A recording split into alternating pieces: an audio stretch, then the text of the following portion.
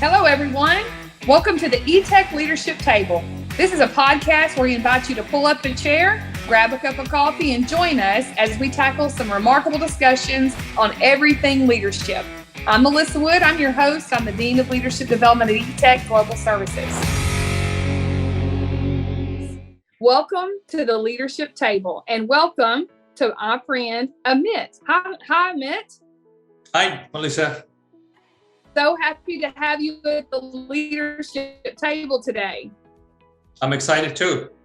All right. Well, what we're going to, for our podcasters, so that you guys know, every time sitting at a table to me has always been just really important. As a child growing up, I would sit with my family at the table. We had some of the most healthy discussions about life and business and leadership, just everything at the table. Some conversations, some conversations got heated. Some of them, we're just super funny, but I just love the thought of sitting at the table with friends and family and just sharing some wisdom over any topic, really. And today's topic is most interesting. And so our podcasters know, if you're taking notes, it's time to pull up your chair at the table. Join Amit and I as we talk about the importance of a data-driven culture. You know, at Etech, we talk about heart and mind leadership, and we talk about the balance of heart and mind leadership.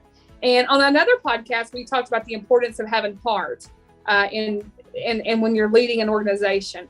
Amit's going to focus his wisdom, and he's going to pour into us today around the mind, the data part of running an organization. But before we do that, I want to let you guys understand some information about Amit. He just didn't walk in today and sit at the table with us.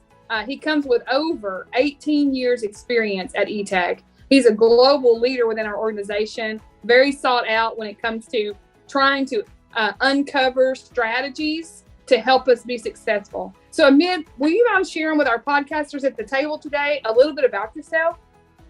Sure, Melissa, thanks for giving me the opportunity to talk a little bit about myself. It's been almost close to 19 years now. I've been with Etech. Etech was my first experience in the context of the industry. I started as an online chat representative, so-called live chat. And after some time, I got an opportunity to move out of chat and then join the quality team. And that's where I actually started my career with quality. I had quality for over three and a half years. Then I again was moved because of my, core competency being to understand the data well, because I was more focused on quality, understanding the data, understanding the behavior, driving more insights out of it, and then using to make that decision, or rather sharing with the operations team. So I was again asked to move to ops and again support ops. At that point in time, live chat was a very small piece of our business being in India.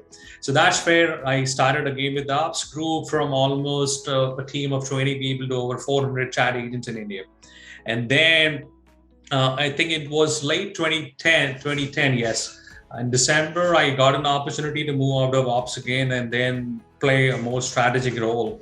So, and again, why? Because I had a core competency of looking at the data from a different aspect, understanding it, and helping the leadership team or the board make the decisions quickly.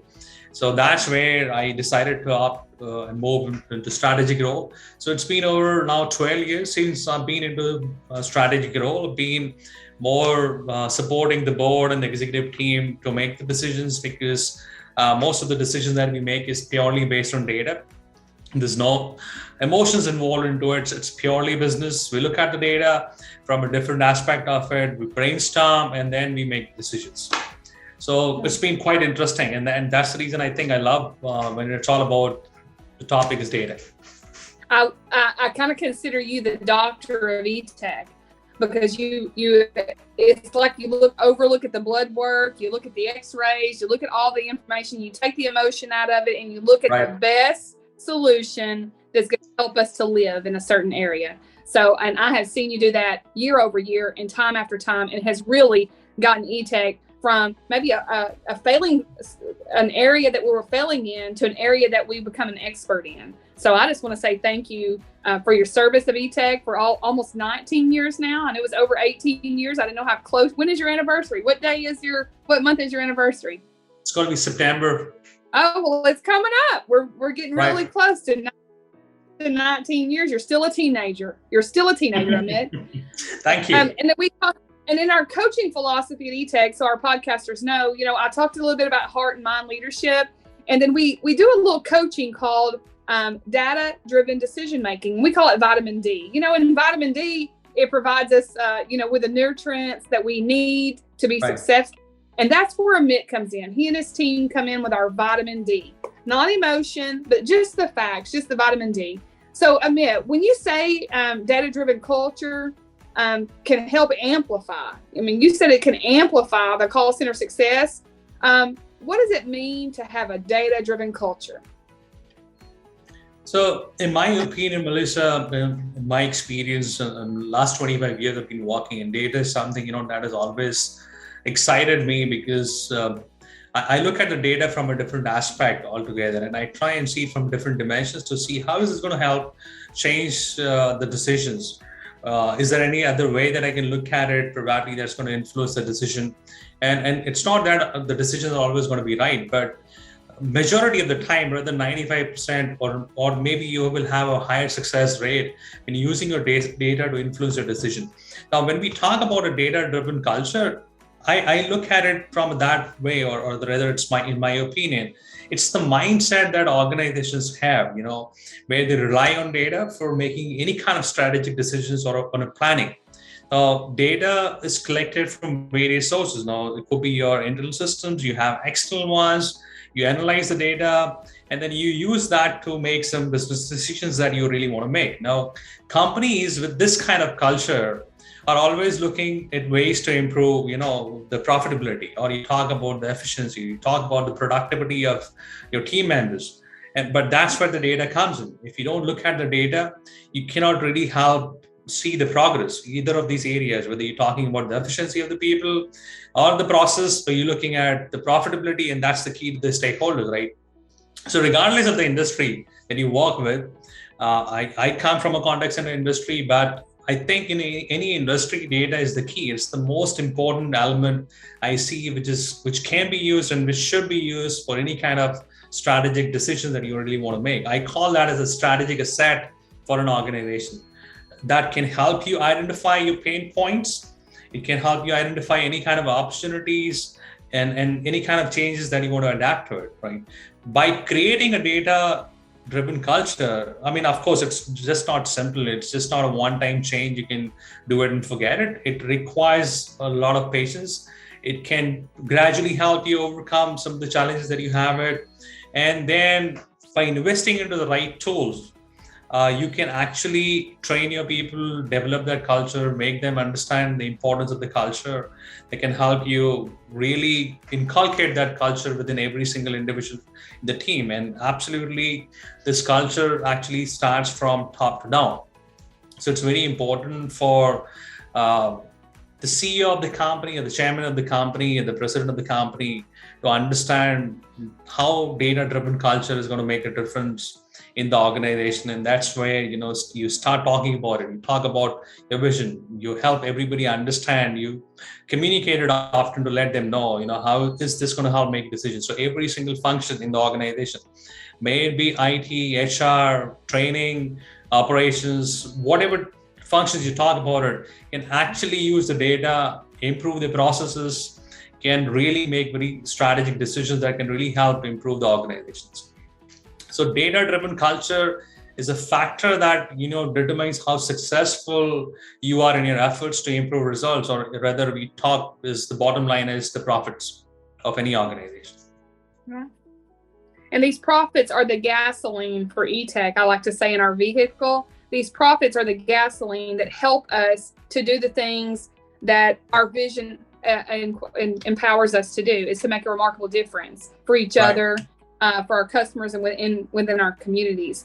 We talk about, I said before, heart and mind leadership, and what you're really focused on. Amit really helps the Etech team to really get remarkable in the mind aspect of it. I think about raising children. I know several of our podcasters have families. I know you do as well, Amit. And when we talk about data-driven culture, that's in our family as well. When we talk about heart leadership, that's in our family as well. And I can explain it to our podcasters, and Amit, you can correct me if you think I'm on the wrong path here. But when I talk about data-driven culture and I talk about being intentional and balancing heart and mind, which is your data, you have to love on your children, right? You have to show them love and compassion. That's the heart piece.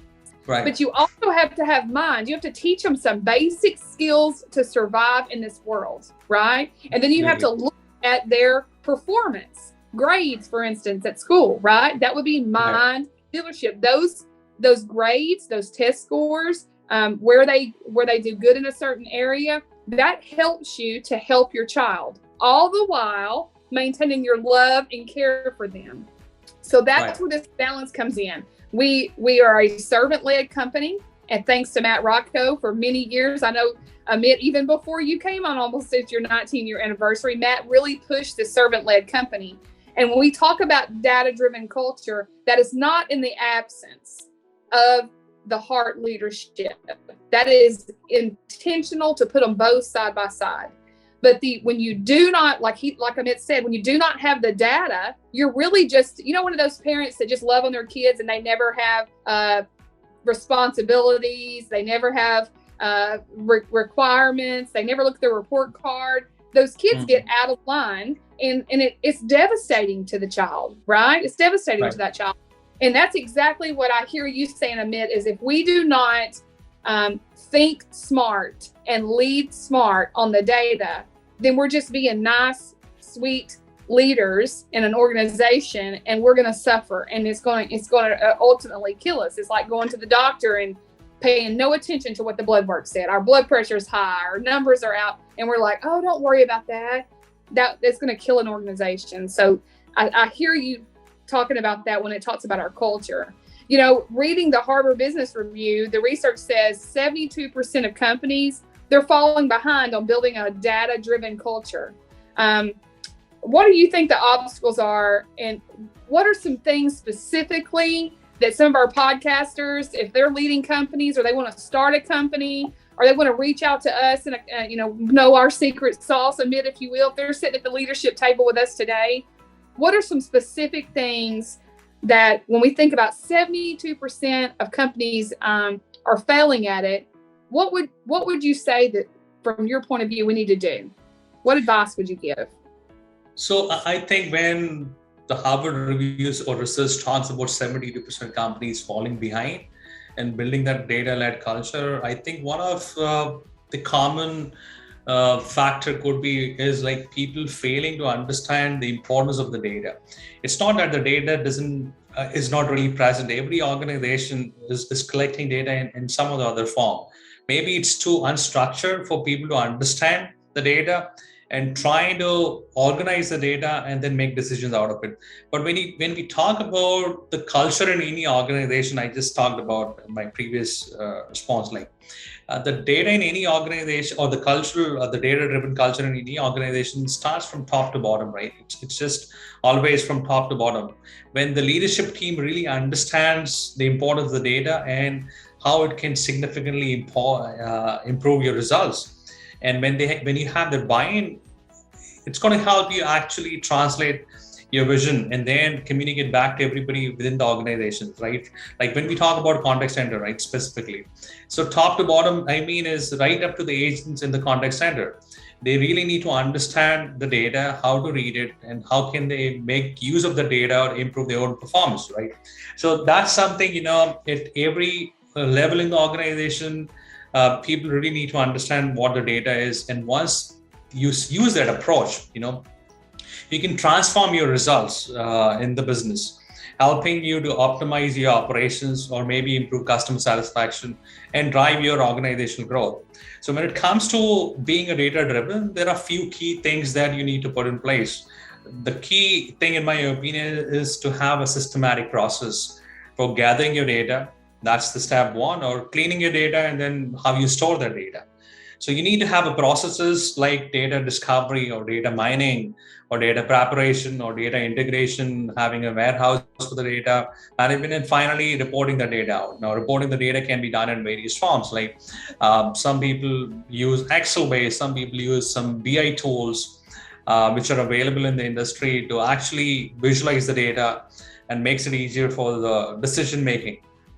So there are a number of factors that contribute to a data-driven environment, starting from having a clear vision, right? Like I said, from top to bottom, like keeping your data accessible, meaning that everybody in your organization should be able to access the data. So it should not be really secured in it. Of course, data security is very important, but what I mean by is accessible is having the right permission for people to access the data they need to, so that they can make use of the data to their level and start making use of it and then start showing progress. That's what I mean by keeping the data accessible.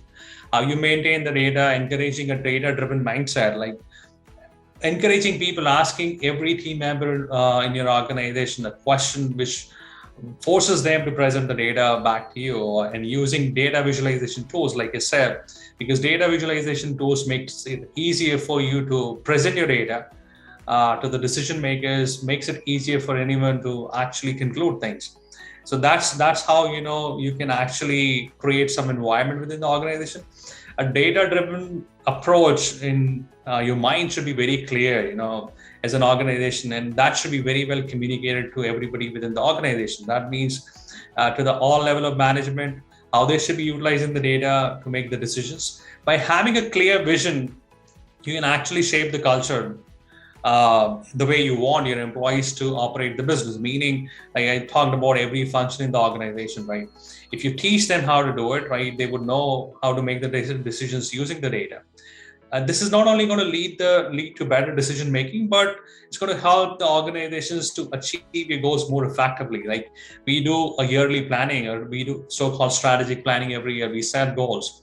But just having the tactical plan is not enough. Once you have the data available there, if you're making the progress in the right direction or not.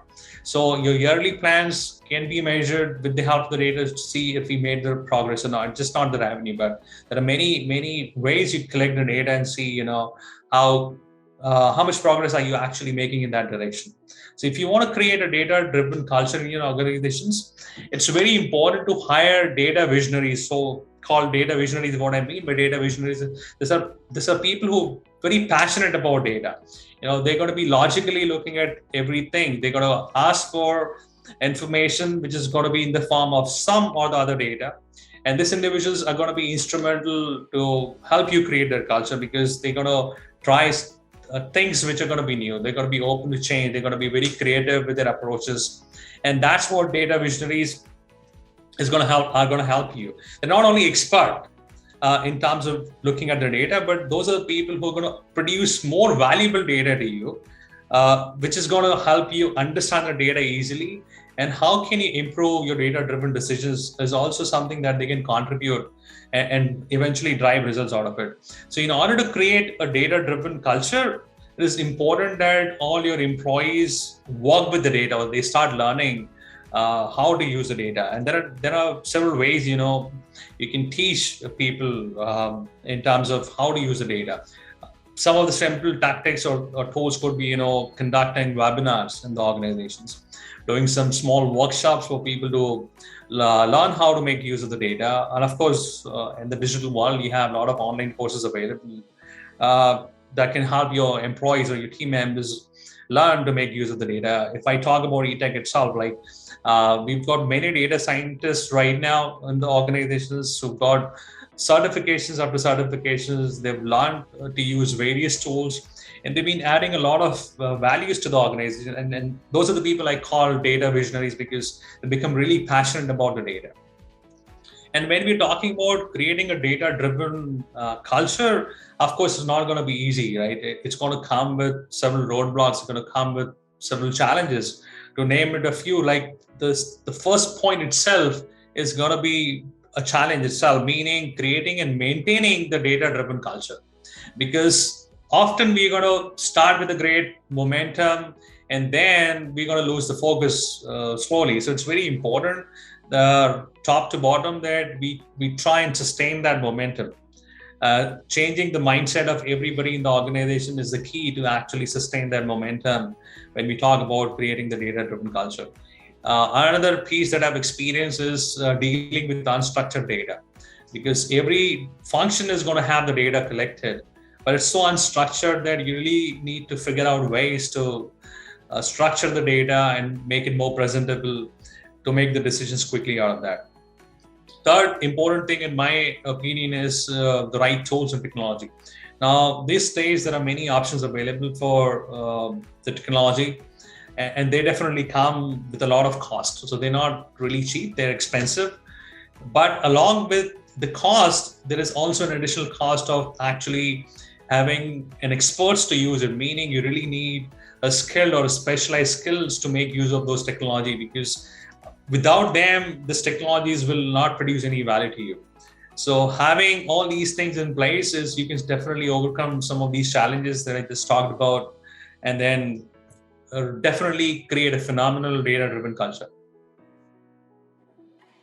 I'm taking notes diligently. You see me taking notes over here, and I know many of our podcasters are as well. And I really like the way you don't just kind of talk about it in general. You actually flow charted out a process. I'm flow charting out a process here when you talk about the storage warehouse, and you wrote down you have to have a place to store the information. Then you have to report that information out. You have to have a process, and you broke down elements of the reporting process. You talk about making it accessible to everyone. You broke down areas of making those things accessible.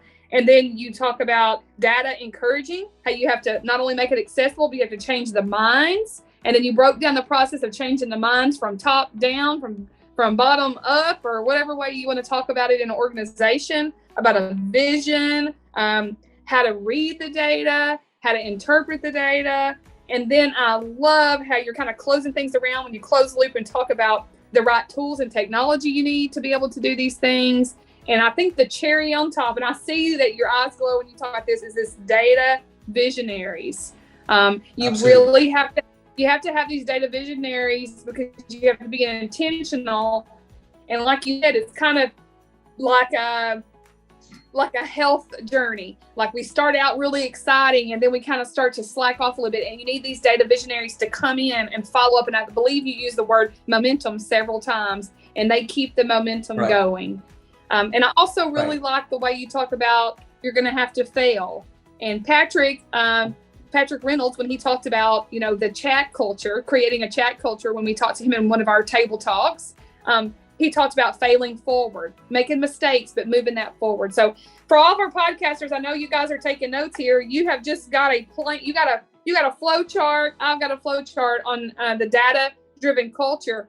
There is no part of an organization, listen to me, podcast friends, there is no part of an organization that is not driven by data, from human resources to leadership development, to training, to facilities, to marketing, to operations, to information technology. When we talk about any department, we talk for the contact center experience, obviously, because that's where we have most of our experience. But there is no area that is not driven by data. And Amit so clearly laid that out for us. And just kind of in closing, Amit, Etech's helping other companies do this.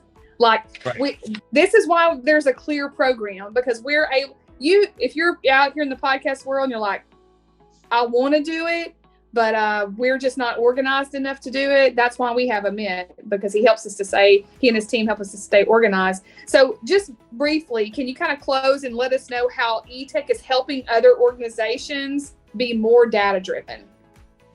Certainly I can. So Etech has been in the business for over 20 years now, and Etech is so focused on producing the contact center analytics, because that's where we come from in the last 20 years, right? The contact center analytics is based on the collection of data again, It's again based on contact center information, which is collection, measurement, and reporting of the performance metrics within the contact center.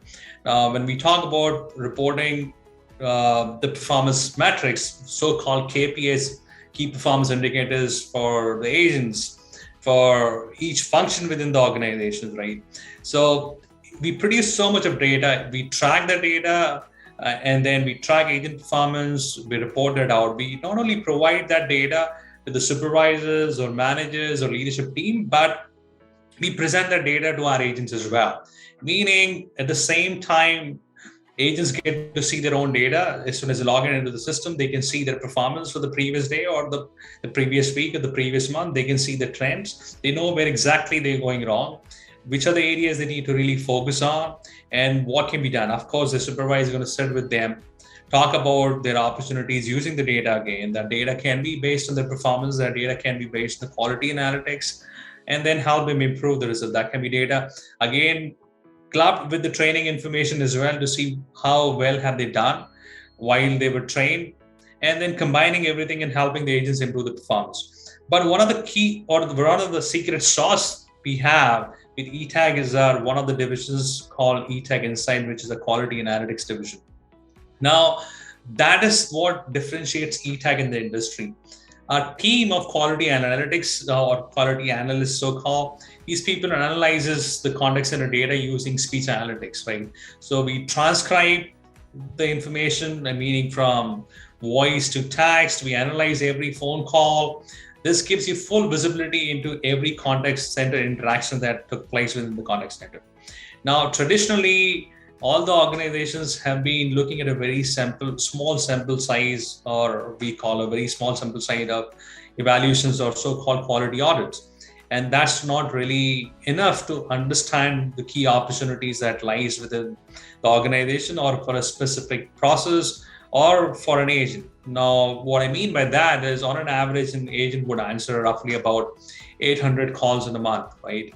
But just auditing only 20 odd calls is not going to really give you good insights about the opportunity that agent has or the process has. I mean, in terms of business process. So what we do with the help of the AI or the artificial intelligence speech analytics based platform, we listen to all 100% of the interactions. We look at all piece of the information, and then we look at the data to see what exactly the opportunities are. So it is absolutely available to see from all aspects. Agents and supervisors both have a clear line of sight into their performance. A KPIs dashboard ensures that they not only understand what went wrong, but why and how they can fix it, because that's the key, right? Knowing what is wrong is not that difficult, but understanding why it went wrong and how you can fix it is something that is going to help you change the behavior of the agents, or rather drive results. An agent on average interacts with 4 different tools to improve or just understand the performance when we talk about the data, right? But with Etech, we build tools. For example, one of our quality analytics platform called QL that helps you look at the data within the one system, meaning if it's coming from speech analytics, if it's coming from manual audits, even if there is an information, it's integrated with the training platform, meaning if the agent knows where the opportunities are, though the platform is linking it to a LMS system. So the agent can directly from there go and learn the modules that is going to help the agent improve the performance. So that's something which is unique that we built it within our company. Based on our experience in the industry for over 20 years. And this is all hands-on experience being in operations. So it's a combination of operational experience, software development, and everybody coming together to produce all this kind of insights. So the key is to actually operationalize the data when you collect the data from a quality standpoint, right? And that's what differentiates us, that how our quality analytics division is different, or maybe how our product is different, because we bring in a lot of that experience from operations to overall develop the product. Now, the businesses does not need to really, or maybe create an opinion to understand, what the customers are calling about. But speech analytics actually helps you understand, why did the customer call in? How many times did they call in? What are the call drivers that we have here, which is driving the cost in the contact center, if it's an inbound contact center, right? Or they usually survey the customers and try and understand how they felt about the interaction with the contact center or their experience about. But usually the response rate is not going to be more than 6 to 8%. And again, that's a very small sample size to actually make decision and really create a great foundation for any brand. So that's not really enough. And that's where we utilize our technology, our experience to see how can we leverage that, produce more data, which is going to give you actual insights and the reality to transform your business. So with AI, we are able to listen to every call, like I said, identify why each customer is calling, what they think about your brand. Are they happy? You can quantify the complaints, you can map the trends, develop over real time, and then see are they about to churn or not. Now that the brands are able to understand, so much about the customers, they're able to make decisions based on the data which we produce it back to them, or which we share it with our operations team again to improve the process. And all that can be tested, in real time by implementing the changes that our quality team would recommend it back to them for a small period of time. And if they see those changes are really making a difference, that can be continued, or a quality analytics team will further look at the data, make further changes, and then report it back to the operations of the client. So the key is here is we analyze call center data, provide actionable insights, but we just don't stop there, right? We follow with the recommendations, and then we track the improvements again. This is the steps that is being followed to see, analyzing the data, providing some actionable insights, followed with the recommendations, and tracking improvement. Because that's the key to understand if you're actually progressing or not.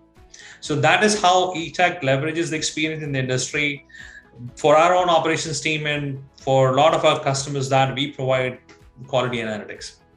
Yeah, I'm really glad you plugged in that we do this internally. Like we don't just say, hey, look what we have to offer. We try it in-house. We test these things out in-house, and we help ourselves to be more profitable and productive, so we can push through to our vision. Well, thank you very much for sharing everything all about a data-driven culture. I know we talked about when we opened, this table is for such that. We said this is a leadership table where we tackle everything leadership. And some people may say, Melissa, what does data-driven culture have to do with leadership? This is how we lead. We lead with heart and mind leadership, and we have a balance of that for both. And we like to call it vitamin D, vitamin data. And just as important as taking your vitamins, vitamin D helps you to stay healthy. And a data-driven culture helps us to stay healthy. Until next time, I ask you to join me at the leadership table. Everybody give Amit a thanks. And if you guys have questions about how you can start a data-driven culture, you just want some questions about how we do it, reach out to us. We're happy to answer any of those questions. Until next time, I'll see you at the table. Thank you, Amit, for your time. Thank you, and I'll see you. Pleasure to you. All right. You guys have a good day. Bye. Goodbye.